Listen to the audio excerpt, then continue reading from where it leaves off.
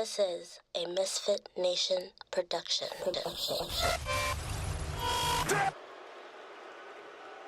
You want to be a friend of the cartel?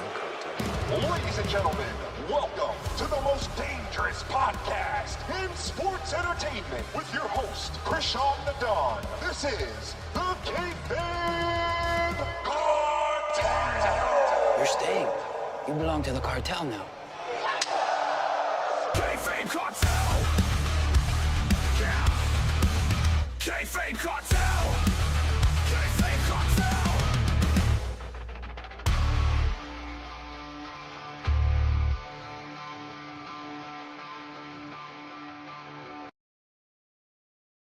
Yes. What the fuck? There we go. Yes, ladies and gentlemen. I am here. The most dangerous podcast in sports entertainment, the Kayfabe Kartel. And I'm here just to give a quick prediction show for the upcoming PLE, which is starting in about an hour and a half. This was the only time I was able to do this, so I'll try to do this as quick as possible and get out of here so everybody can go enjoy the pay-per-view. And I can as well. I'm not able to do a live watch-along, but we'll see. I may be able to jump into Sports Jedi Network's watch-along later, so I'm pretty sure he's going to be doing one. Shout-outs to him. Go follow his channel. You may see me on there later. But yeah, let me give my quick predictions. I know there's not a lot of time to really process these, but you know, just put them out there and we'll see. We'll see how right I am. Well, let's start off. I guess we'll start. I'm going to fly through these, by the way. This won't be very long at all. I'm going to start off with the women's championship match, the least important match on the card. Now, this is a really small card, by the way. There's only 5 matches. So I wonder if we're going to get some kind of like segment or something to sort of take the place of a match. I'm not sure if anything else was announced, but yeah, we only have 5 matches. I think usually we have more than that. I'm pretty sure we have at least 6, maybe 7 on a normal WWE card. So maybe they have one of those matches, surprise matches planned. Who knows? But we'll see. Call that a prediction if you want. But yeah, the women's match, the women's championship match, Nia Jax versus Bayley. Nia Jax, the champion, versus the challenger, Bayley. I think this is a pretty cut and dry. They've been setting it up. It's been pretty obvious. I think Nia Jax wins the match, and then there's going to be the cash-in from Tiffany Stratton. I think they're going to finally pull the trigger here at Bad Blood. I think this whole thing has run its course. I haven't really enjoyed the Tiffany Nia Jax teaming, the pairing, but I get it. I get what they were trying to, the story they were trying to tell. I guess Nia Jax was more keeping her friends close and her enemies closer kind of thing. So, yeah, I think we saw on SmackDown it kind of came to a head. I believe she walked out. It looked like she was going to cash in, but it was, it was a tease. I usually wouldn't predict the cash in so close to a tease, but I think, 1, it's women. And 2, it's about time. It's about time. Also, that Bayley promo on SmackDown was fucking horrible. My God. Again, another woman, and I like Bayley. I'm a fan of Bayley, sort of. But I mean, I guess for what she's done, and she seems like a likable person. She actually seems like one of the few people on the roster who are actually likable as far as the women go. But yeah, that promo was horrendous. I guess maybe she hasn't had a lot of mic time. But I don't know what the fuck she was trying to do with that. It was horrible. So yeah, Nia wins, cash in from Tiffany. Tiffany becomes the new WWE Women's Champion. I believe that's how it's going to go. All right. well, we have this whole, I mean, there's 2 matches with the Judgment Day. I'm kind of curious on what order they're going to do this. I assume they're going to go Damian Priest versus Finn Balor first in the order. And I'll be honest, I think Finn Balor should win this. I feel like Damian Priest has been bitching out the Judgment Day so much that they have to have something in this. And I understand, Judgment Day has got a couple licks in too. That's fine, but it's a group. Really, they're the heel group in this storyline, so they should be sort of taking out Damian Priest way more than they have. Damian Priest seems to always get the upper hand, and I think Finn Balor should actually win this. But I don't know. I'm up in the air because I guess I'll just kind of put them together here. I also believe that Liv Morgan is going to win her match. So I don't know if it's going to be a Judgment Day sweep tonight. But I think Liv is definitely going to win. That one I'm completely confident in. I don't think Rhea is going to get the title back yet.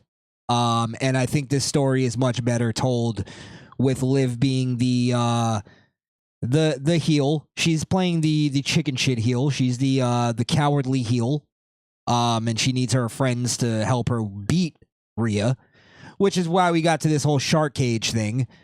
But I don't know, Dominic being in a shark cage, as far as like the logic in this, it doesn't really matter. She has 3 other guys that could help her. But do they add somebody to help Liv? Is somebody going to come and help her, another woman, and maybe gets added to the Judgment Day? I don't know. That whole thing is kind of up in the air for me, but I definitely see Liv walking away with this. And maybe, I guess, to sort of even the odds, Damian Priest wins. But you know what? I'll just go Judgment Day sweep tonight. I think it should be, because they've been just getting fucking treated like scrubs since they got rid of Damian, since they've been feuding with Damian and Rhea. The Terror Twins have been just getting the upper hand every single time. Almost every single time. So they need something. They need something, some kind of feather in their cap in this feud. And if they're going to continue the feud, I assume it's going to continue, Finn Balor and Liv, I think, should win. So, Finn Balor there's no real stakes in that match. It's just kind of a grudge match. So he just needs that. And then Liv, I don't think, should lose the title yet. Okay. Let's go to Roman Reigns and Cody Rhodes versus the Bloodline, Solo Sikoa and Jacob Fatu. Now, I don't know. These predictions may be off because I feel like I have all the heels winning. And I don't know, WWE seems to not like doing that. So now that I'm looking at it, I feel like I'm going to be off on some of these. And just like this one, or just like the other ones, this one I also believe that the Bloodline should win. And I'll give you my reasoning. Because Roman Reigns shouldn't be able to beat the Bloodline without the rest of his family. Just in storyline. And Cody Rhodes being involved in this whole thing. Again, Cody Rhodes, add Cody Rhodes to anything makes it 10 times more boring than it would have been. And then you add Cody Rhodes to something good, it makes it just boring. So this whole Cody Rhodes, Roman Reigns, will they coexist and all? I really don't give a fuck. And I kind of hope they don't. And I think that's what's going to happen. I think Roman Reigns and Cody as a team fails. And, they have good reason to fail and good reason to lose because they're going against the Bloodline, who have been built as sort of this indestructible force. So Roman Reigns needs to have that moment where he realizes, okay, I need my family. I need my family and I need my wise man in order to beat this new Bloodline. And that's where we get the turning of the corner on this story, I would hope, where Roman starts going back to recruit his family. The Usos. Jey Uso is now the Intercontinental Champion, so maybe there's something in that too of Roman can go and like say, hey, listen, you proved it. You proved it to me that you can do this on your own, but now I need you. So it could be, that's just a super summary of what I think is going to happen. So that's going to be the spark is tonight is Roman Reigns and Cody lose. They may get their asses handed to them pretty well, where they're laid out in the middle of the ring. That'll also be a nice big win for the Bloodline, give them some credibility, and also show that Roman Reigns can't just come back and take over the Bloodline. There has to be some kind of, adversity for him to come over. Or overcome, excuse me. So, yeah, that's the best story. I don't think it hurts Roman Reigns or Cody Rhodes to lose that match. So, I think it's fine. Bloodline wins. And then the next night on or the next SmackDown, we have the beginning. Maybe on Raw. Maybe Roman Reigns shows up to Raw because Jey Uso is on Raw. So we'll see that. We'll see about that. I assume maybe Jimmy may come back first and they get back together, and then that's where they all, or those two, go back and try to recruit Jey Uso to get back with the family. So, and there's also that really great storytelling that they did with Jimmy, where he was going off on Jey about, I never turned on you. It was never about that. So they could play up that part of the story where it's not like they didn't do anything that's unforgivable to each other. I don't think. There was some beat downs, but that's what brothers do. They beat each other up. You could forgive that. So yeah, that's my prediction on the Roman Reigns, Cody Rhodes thing and Bloodline thing.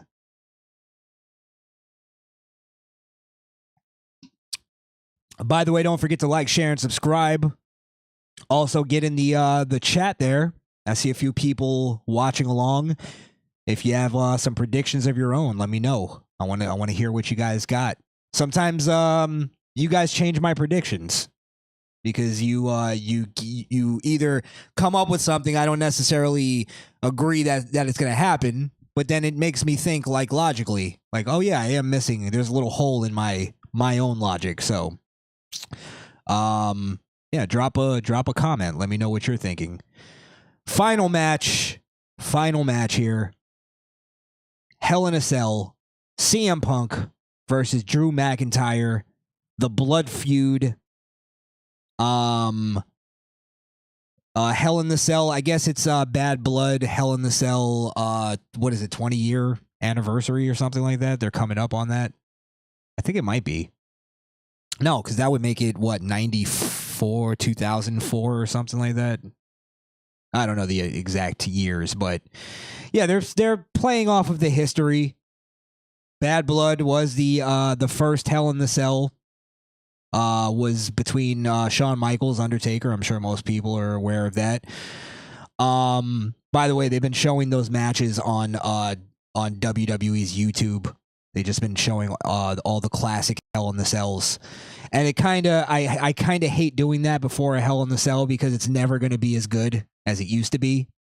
But yeah, that Undertaker, that first Hell in the Cell was so great. It's I mean, we all talk about the Mankind one, but that one is really underrated as well because the story that was being told in that was the debut of Kane, Undertaker and Shawn's blood feud. The whole thing, just like everything that was such a historical night. I'd recommend anybody to watch it if you haven't. Okay, Punk versus Drew McIntyre. What I think is going to happen, and I'm not sure if I've seen anybody predict this yet. And I may be off. You know me.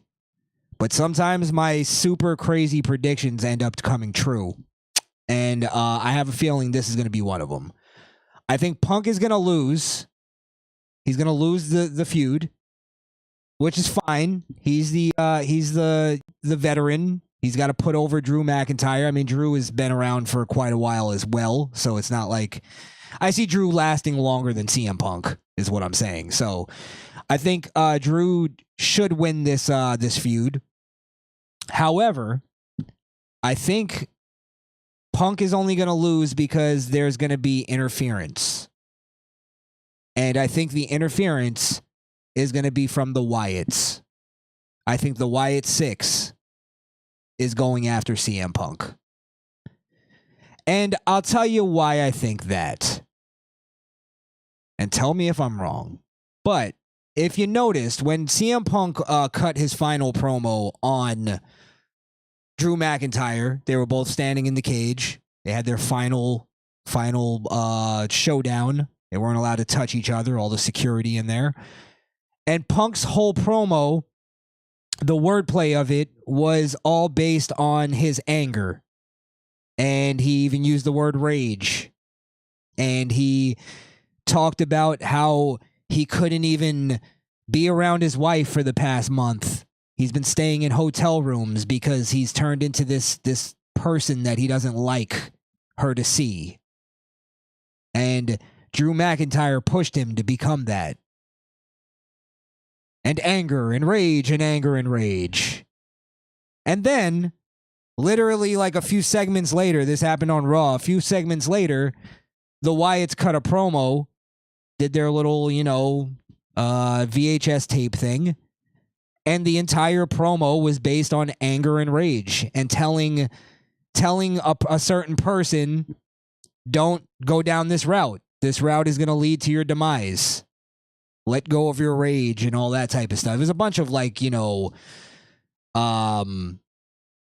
cryptic kind of slogans and stuff like that. But their whole promo was also based on anger and rage.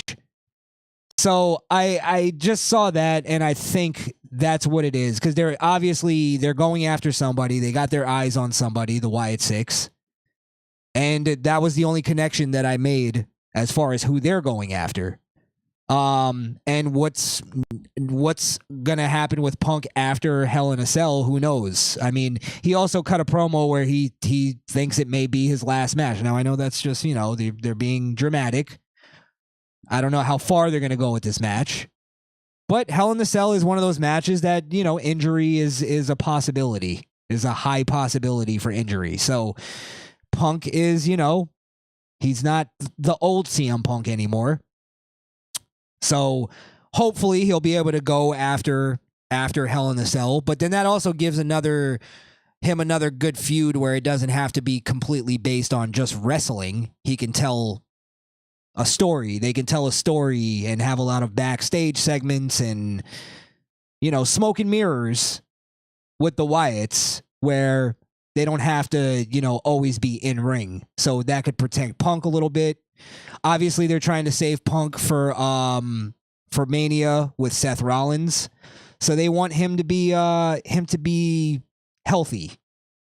So could be a good way to kind of hold him over while Seth Rollins is dealing with Bronson Reed. Let Punk mess around with the Wyatt Six. Let them tell some kind of story with that. And I think they may be able to tell a pretty decent story with Punk. So that's my prediction. Punk loses because of interference from the Wyatt Six. And that is all the matches. That's all there is. That's all I've seen posted. I'll check for updates before I get out of here, just to make sure that I'm not missing anything.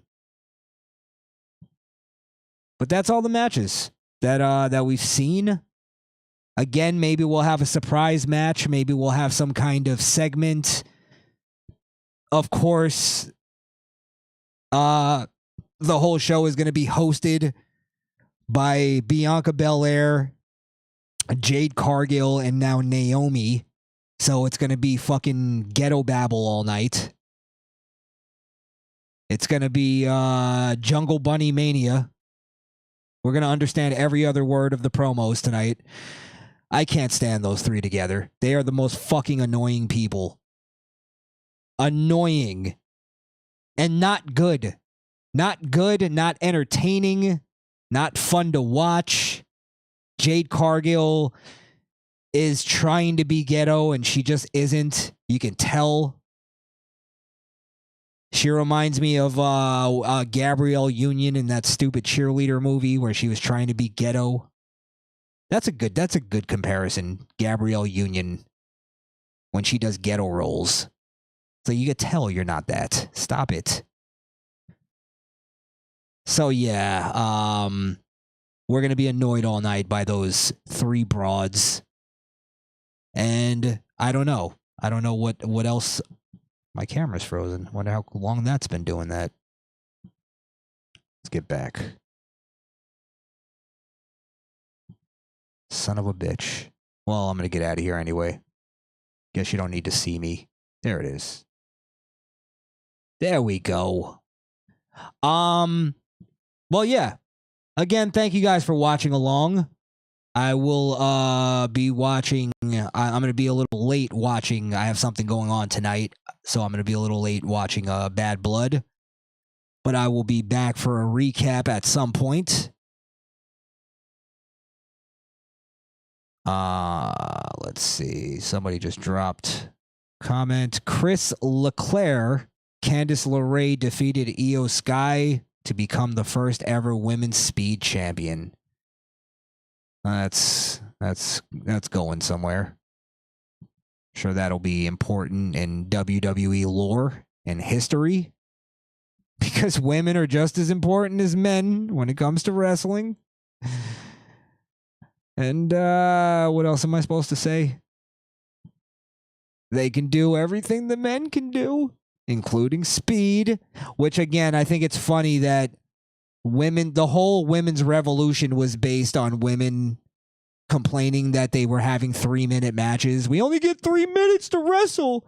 And now they're fighting for equality, which means you get to have 3-minute matches on the internet. Boy, it comes full circle.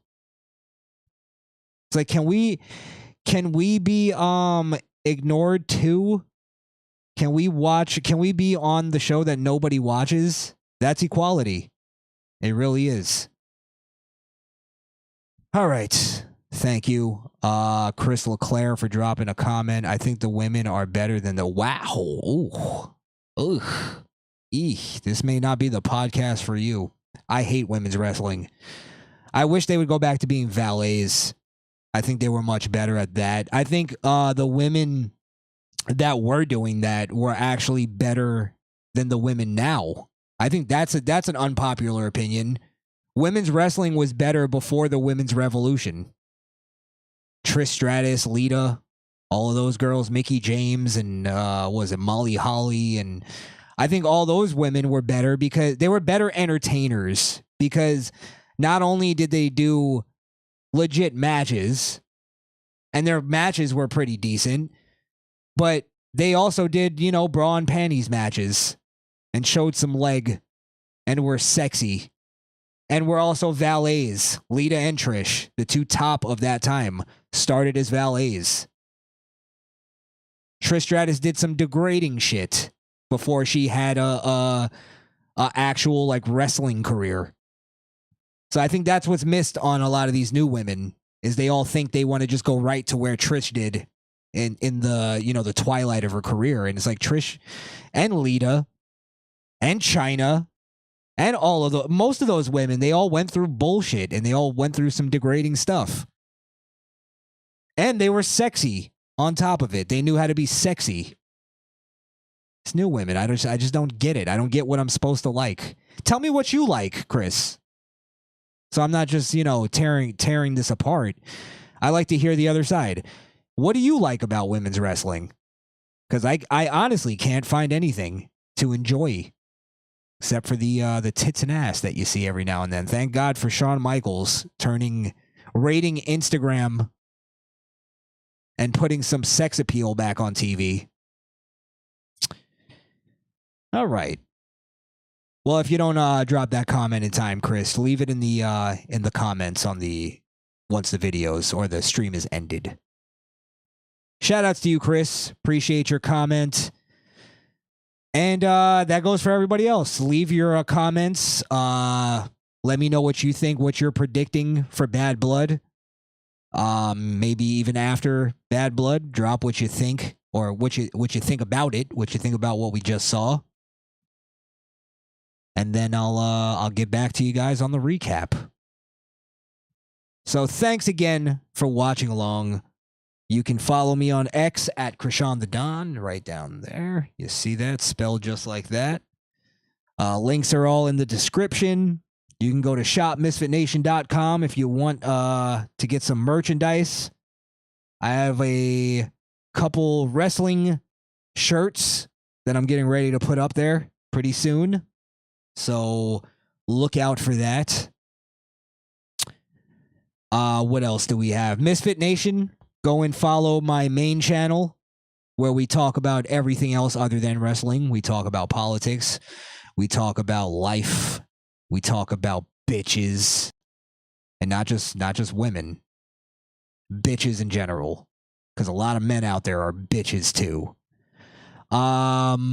Yeah, we talk about entertainment, all that stuff. And every now and then we drop some wrestling content over there too. So that's where we did, we went semi-viral when we called White Rabbit Records and harassed them to try to find out the Bray Wyatt White Rabbit mystery. And we still, to this day, don't have any confirmation if that was part of it or if that was just somebody fucking with us. But go watch that video. It's pretty funny. Pretty good. One of my favorite things we've ever done on podcasting. Shout outs to Skrill Revive. Speaking of our show, Skrill Revive called in to Misfit Nation last night. Had a pretty good conversation with him. You can call into our main channel. Maybe I'll do a call in on this at some point. Open the phone lines and we could talk some wrestling. Something a little more lighter, you know? Skrill Revive says, if you think women's wrestling is bad now, I would say at least be glad it's still real women. Oh, good point. Well, that's why I don't watch AEW. You don't know what the fuck is in the ring over there. I think they have, is that tranny still wrestling over in AEW? Now, just to bring back my conversation I had about how transsexuals can work in wrestling, as much of a transphobe as I am, they can actually work in wrestling because the fact is that wrestling started as sort of a freak show thing, and that's where, like, you know, the bearded lady kind of thing. That's where I think transsexuals could actually fit in. But the problem is like, for instance, what's her name? Nyla Rose or something like that. If Nyla Rose actually wrestled dudes as a transsexual, I think that might be something. I'm not saying I'd be into it. I'm just saying that'd be something that would be somewhat like, all right, let me check that out. But I don't get it. It's a fake fucking competition. Why not wrestle dudes? Why not wrestle men? Because usually in the other sports, it's a dude who, you know, like the swimmer was like 156th in the country, and then he switches over and plays in the women's league and becomes number one. It's like, yeah, it's obvious why they're doing it. It's easier. So, yeah, I think transsexuals could work in wrestling. It's just they're not doing it right. They're trying to pass them off as like just another girl. It's like, all right, we're already past not accepting that. Let it go. Let it fucking go. And that's why it's in that company. It's where it belongs. Where it fucking belongs. Travis, shout outs to you, sir. I don't know if you covered this, but what match do you think should main event? I'm gonna go Drew and Punk. There's no world championship on the line tonight, so I'll go Drew and Punk, just to, if they're going with the nostalgia of Bad Blood and Hell in the Cell and all that stuff. And also, I think that may tie into what I called earlier, that I think the Wyatt Six are gonna actually interfere and cost Punk the match. That can all tie into the same, the same way that Kane made his debut, and it was all, the match was about to end, Undertaker was about to win, and then the lights went out, and Kane came out. So I feel like they're going to do the same thing with the Wyatt Six to play up that nostalgia thing. Again, I don't think I've heard anybody call that the Wyatt Six were going after Punk. Correct me if I'm wrong. But everybody in this chat, you're my witnesses that I called it. And if I don't, you can all fucking let me have it. Scroll Revive, Liar Thomas, the swimmer. Yes. Leah? Is it Leah? Leah Thomas. Exactly. So I think I covered what I wanted to cover here. Again, thank you guys all for watching along. Appreciate you guys dropping the comments there. And I'll be back at some point, perhaps this weekend, or maybe for the Raw. I got to do Bad Blood, right? Maybe I'll try to do it after the show. Maybe I'll just do like a off the top of my head kind of thing after Bad Blood. So we'll see. Just look out for me. All right, I'm out of here, guys. Thank you so much. Fuck off.